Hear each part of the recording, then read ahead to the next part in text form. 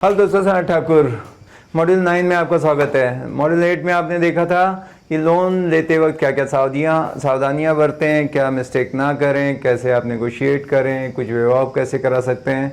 अब यहाँ पर हम कुछ रियल टाइम की जो बायर की स्टोरी के बारे में डिस्कस करेंगे। उन्होंने क्या गलती की, दूसरे की गलती से सीखो। स्मार्ट तभी बनता है ना कि उसने क्या गलती की मैं नहीं करूँ और सीखूं। तो हम उसके बारे में बात करेंगे। Real buyers mistake and learning from others. दूसरे का डैमेज, आपका नॉलेज। ऑब्जेक्टिव क्या है? Learn from real mistake made by Indian property buyers, understand how to spot red flags and avoid costly errors, build a checklist of what not to do before buying a flat. तो घर लेना एक emotional journey है, लेकिन अगर गलती हो गई तो वो सपना स्ट्रेस बन जाता है। आज हम देखेंगे कोई असली स्टोरीज, ताकि आप उनके जैसे गलतियां ना करें, ताकि आप उनके जैसे ना बन जाएं, गलत धोखा ना हो आपके साथ। तो पार्ट 1 में real buyer mistake, true stories. Case 1, Noida subvention trap. जो बोलते हैं ना, सबवेंशन क्या था? एक कंस्ट्रक्शन लिंक रहता है कि जैसे जैसे कंस्ट्रक्शन होगा पेमेंट उसी हिसाब से पेमेंट मिलेगा। सबवेंशन में ऐसा होता है कि जब आपको पोजीशन मिलेगा तब तक बिल्डर आपका ईएमआई भरेगा। अब ऐसा हुआ कि बिल्डर ही फर्जी निकला, उसने कंस्ट्रक्शन काम ही नहीं किया, आपका ईएमआई चालू हो गया, तब आपको ईएमआई भरना पड़ रहा है ना, कि बिल्डर पे ही नहीं कर रहा है। तो ये बहुत बड़ा ट्रैप है। आपको एक ट्रू स्टोरी बताता हूँ, एकदम वो बिजनेस इससे रिलेटेड नहीं था। लोन में कैसे होता है ये? एक आदमी मिला, वो उनके कोई रिश्तेदार में से था। वो आया, उनको दूर का कुछ ऐसे होगा, उसको बोला कि अरे देखा इसका एलिजिबिलिटी वगैरह अच्छा है, तो बोला 50 लाख का चाहिए तो आप लोन ले लो, ईएमआई हम आपका भरते रहेंगे और उसमें से आप 42 लाख हमको दे देना, 8 लाख आपको रख लेना। तो बोला बैठे बैठे 8 लाख मिल रहे हैं। उसने बोला इसमें मेरा क्या जाने को। बोला ईएमआई हम भरेंगे, 42 लाख तो उसको मिल रहा है ना। तो बोला हम 50 मिला, 8 आपको फ्री में मिल गया, 42 दो और ईएमआई भरते रहेंगे, लोन आपका चलता रहेगा। उसने हाँ भर दिया। उसने 1-2 महीने भरा ईएमआई, जिसको 42 मिला था, उसके बाद वो लापता हो गया। अब बैंक आए और इसने सब साइन पेपर किए थे, इसको पकड़े, इसका सब जो भी था रख लिया। अब इसकी हालत ख़राब है, ये मारा मारा फिर रहा है। तो कुछ सिमिलर टाइप का है कि मैं ईएमआई भरूंगा, लेकिन साइन तो सब आपने किए थे। अब ध्यान ये रखना है कि वो जो साइन कर रहे हो सबवेंशन स्कीम में, उसमें क्या है। अगर इन केस ऐसा हुआ, व्हाट इफ बिल्डर डिफॉल्ट करता है, वो आगे कंप्लीट नहीं करता है, वही बैंकरप्ट हो जाता है। अभी लोन तो मेरे नाम पर है, क्योंकि लोन पेपर भले सबवेंशन स्कीम थी, तो क्या रहेगा वो चेक करके लेना है, ठीक है। वो इस केस में हुआ था। वही चीज़ है, देखो रवि ने 2 BHK बुक किया 42 लाख में, बिल्डर का बोला ईएमआई बिल्डर देगा टिल पोजीशन। रवि ने लोन लिया, बिल्डर बैंकरप्ट हो गया, ईएमआई रवि के अकाउंट से कटना शुरू हुआ। अब उसका रेंट भी जा रहा है और ईएमआई भी। लेसन सबवेंशन स्कीम में ये बहुत होता रहता है। लीगल सेफ्टी चेक करो, बैंक से पूरा एग्रीमेंट समझो, समझ के करना है बस। ऐसा नहीं कि एकदम गलत है, पर क्या क्या मेरे लिए कितना रिस्क रहेगा, कल को ऐसा हुआ तो क्वेश्चन करो। केस 2 में हम देखते हैं, बिना ऑक्यूपेंसी सर्टिफिकेट के पोजीशन ले लिया। श्रद्धा ने रेडी फ्लैट खरीदा, बिल्डर ने बोला OC 2 महीने में मिल जाएगा। ये मैं बड़े छोटे ऐसे बिल्डर का बात कर रहा हूँ, जो आसपास जैसे लोगांव, और लोगांव में भी सब ऐसा नहीं है, पर जो छुट भैया ऐसे कर देते हैं 5000 स्क्वायर फीट पे ऐसा 8-10 फ्लैट बना दिया है ना, तो वो लोग ऐसे कर देते हैं।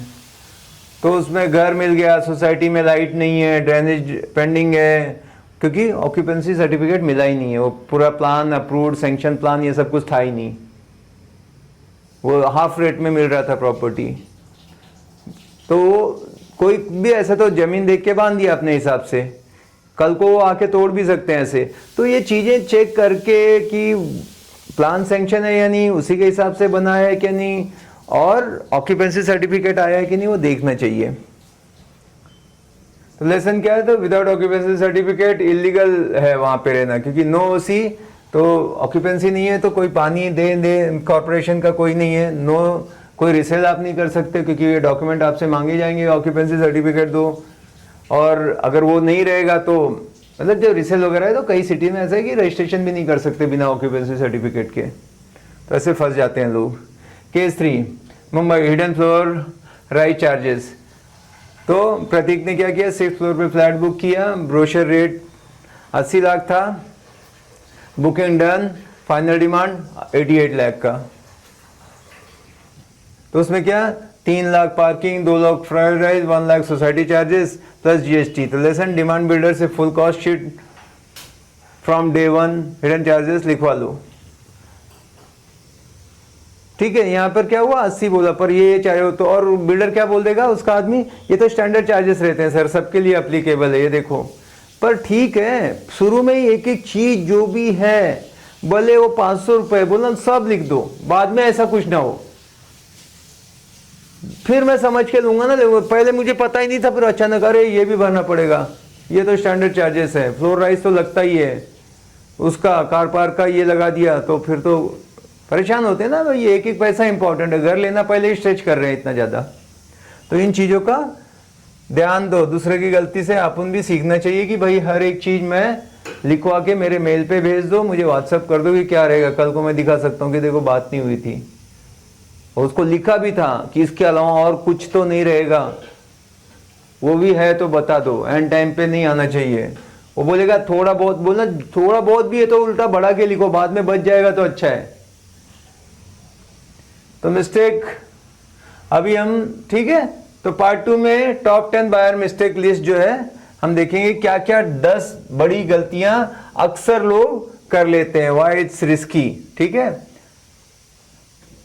क्या मिस्टेक है और वो क्यों रिस्की है। तो टोकन दे दिया बिना पेपर चेक किए, ये मिस्टेक लोग करते हैं। बात किया, सब किया, वो सोचते हैं इतना दुनिया देख रही है, सब इतना बना हुआ है, ताम जाम तो कुछ गलत नहीं होगा, वो भरोसा करके कर लेता है, रिफंड मुश्किल होता है फिर।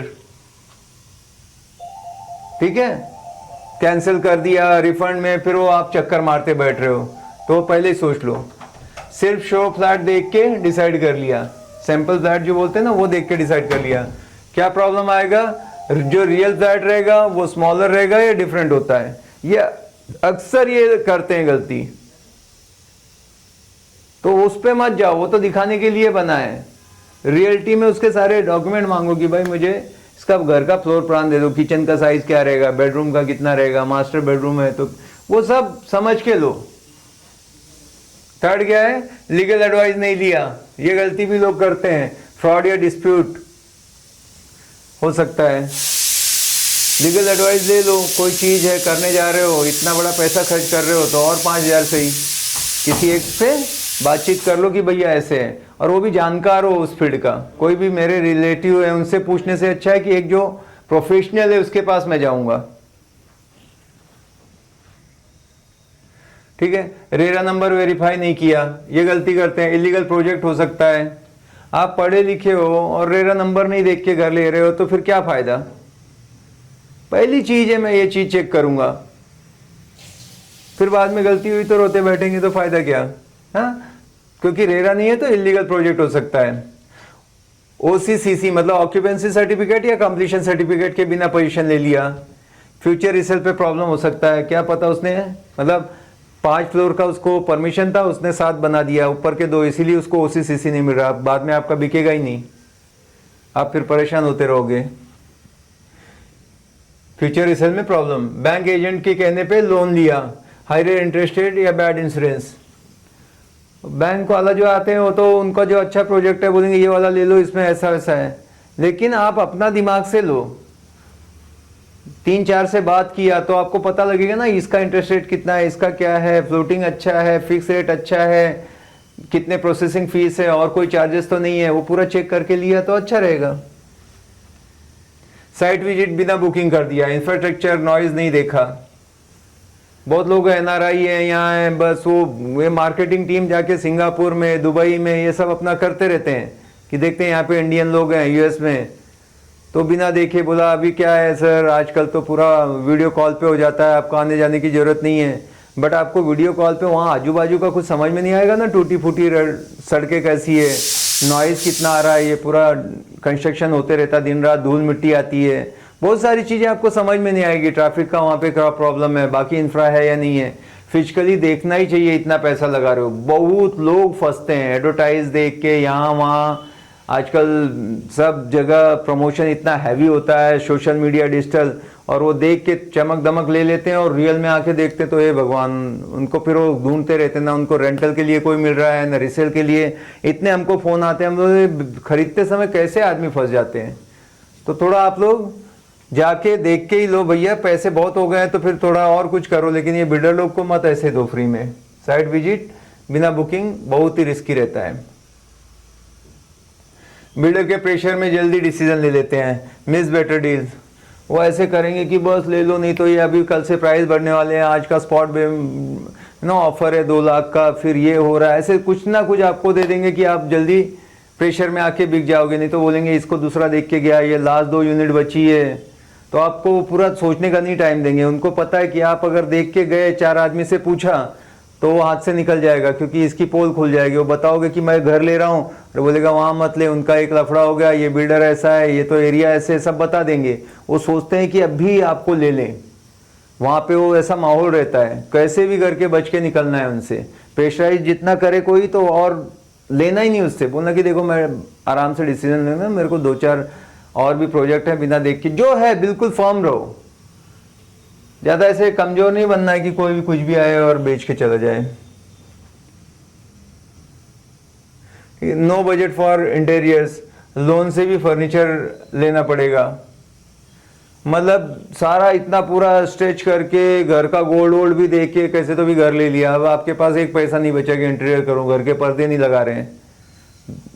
मतलब ये रियल में मैंने देखा है, उन्होंने इतना स्ट्रेच करके घर ले लिया, फिर ऐसे ही ज़मीन पे सोते थे, सामान वामान, लोटा थाली वो सब नीचे रखा है, किचन का भी उनको एक बेसिक बनाने का नहीं है पैसा, 3-4 साल तक। इतना भी क्यों स्ट्रेच कर गए ना, फिर है कि नहीं। तो थोड़ा सा सोचो कि ये भी खर्चा आएगा अपने को, तो उसके लिए भी कुछ है क्या नहीं तैयारी।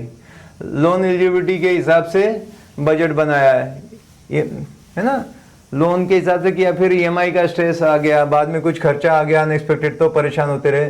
तो वो गलतियां मत करो, ये ज़्यादातर लोग अक्सर कर देते हैं, इसलिए वो बताया था। ठीक है, तो buyer mindset shift from emotional to educated. अभी इमोशनल डिसीजन की जगह एक समझदारी वाला, सोचा समझा डिसीजन लेना है। जो दिख रहा है उस पर मत जाओ, जो लिखा गया है सिर्फ उसी पे ट्रस्ट करो। बोलने वाली बात, अरे सर इसका टेंशन मत लो, ये तो खाली इधर लिखा हुआ है, मैं हूं ना, आप काय को टेंशन लेते हो, मैं करके दे दूंगा, बाद में वो गायब हो जाएगा। जो पेपर पे है बस वही सही है। जब भी आपने वर्बल, मुंह से हवा कुछ भी निकाल देगा सामने वाला बेचने के लिए, पर रिटर्न में है क्या, डॉक्यूमेंटेड है क्या, उस चीज को ही मानना है, ट्रस्ट करना है। चेकलिस्ट बनाओ, फोटोज और नोट्स रखो, जो भी कहीं पे ऐसा रफ भी किया था ना, सर इसका इतना इतना लगा के ये है, मैंने घर लिया था तो उसमें उसका भी है मेरे पास स्क्रीनशॉट कि ये देखो ये बोला था आपने, ये रेट था, फिर निगोशिएट करके ऐसा किया था। नहीं तो कहाँ पे घुमा देंगे, अरे इसका ऐसा, बस आप गए, ऐसा तो बात ही नहीं हुआ था सर, हमने ऐसा इसका रखा था कार पार्क ये वाला, वहां भी वो गोली दे देंगे। तो आपको हर जगह ना प्रूफ करते जाना है हर चीज का। बिल्डर के प्रॉमिसेस व्हाट्सएप पर लिखवा लो, जो बोल रहा है ठीक है, मेरे को आप मेल करो। व्हाट्सएप भी, मेल ज़्यादा अच्छा है, व्हाट्सएप पे भी आ गया, पर रिटर्न में होना चाहिए। लॉयर से फाइनल पेपर वेरीफाई करा लो, कुछ साइन करने से पहले कुछ है तो एक बार लॉयर को बता दिया कि ये ऐसा सब ठीक है ना, कोई प्रॉब्लम तो नहीं है, 1-2 अच्छी बात ही बताएगा आपको, ठीक है तो ले लेंगे, नहीं है तो थोड़ा सा आप उसको चेक कर लोगे। Part 4, real talk with real buyers. मतलब आप जाके ना थोड़ा सा 2-3 जो फर्स्ट टाइम लिए हैं आपके यार दोस्त साथी, उनसे पूछ लो, वो मस्त दिल खोल के बताते हैं। और बहुत, अभी समझो मुझे गाड़ी लेनी है तो मैं एडवर्टाइज देख के नहीं लेता ना कि शाहरुख आई लव i10 ऐसा बोलता है, उसका नौकर भी नहीं चलाता है वो गाड़ी। तो ये एडवर्टाइज करने के लिए ये लोग कुछ भी करते हैं, जोर का झटका धीरे से लगे, वो नौरत तेल अमिताभ बच्चन बेचेगा, आपको वो समझना है। तो हम किससे लेने जाते हैं गाड़ी से, जो दोस्त ने लिए, भैया कैसा माइलेज देता है, सर्विस कैसा है इसका, ज़्यादा खर्चा तो नहीं आता नो। तो वो सेम है कि जो 2-3 लोगों ने लिया है सिमिलर चीज़, उनसे जाके कुछ क्वेश्चन करो, वो आपको दिल से जवाब दे देंगे कि let them share what went wrong, क्या नहीं सही हुआ उनके हिसाब से, क्या अच्छा हुआ क्या नहीं अच्छा हुआ, और अगर उनको वापस से मौका मिले तो वो कैसे क्या क्या करते हैं। तो इससे तो सब बड़ा सोर्स कुछ हो ही नहीं सकता, है ना। तो ये आप इसको सही यूज़ करोगे तो बहुत फ़ायदे में रहोगे। और वैसे भी ये कोर्स आपको लग रहा होगा कि अगर बिना मैं ये सारी चीज़ें जाने करता तो मेरा कुछ नहीं, तो भी ये कोर्स ने, मैं मिनिमम बोल रहा हूँ 50,000 से 5 लाख का पैसा 100% बचेगा, कोई भी इस चीज़ को समझ के प्रिकॉशन लेके करेगा तो। और ये कम अमाउंट नहीं होता है, मिनिमम 5 लाख तक। ठीक है, तो दोस्तों mistakes are costly, learning is free. ठीक है, घर खरीदना लाइफ का सबसे बड़ा डिसीजन हो सकता है, गलती करना नेचुरल है लेकिन रिपीट करना बेकार है। आप दूसरों की कहानियों से सीख लो, आपके पैसे पीस सेफ रहेंगे, है ना। दुर्घटना से देर भली, मतलब थोड़ा बच के काम करो। और क्या है कि घर हम लोग रोज रोज नहीं लेते ना, तो स्वाभाविक है आदमी एक लाइफ में 1 घर 2 घर 3 घर लेगा, तो हमसे ये हो जाता है गलती। तो बेटर है कि जब पूरा इतना लगाने जा रहे हो तो सोच समझ के फिर अपना डिसीजन लो। थैंक यू, मिलते हैं लास्ट मॉड्यूल 10 में।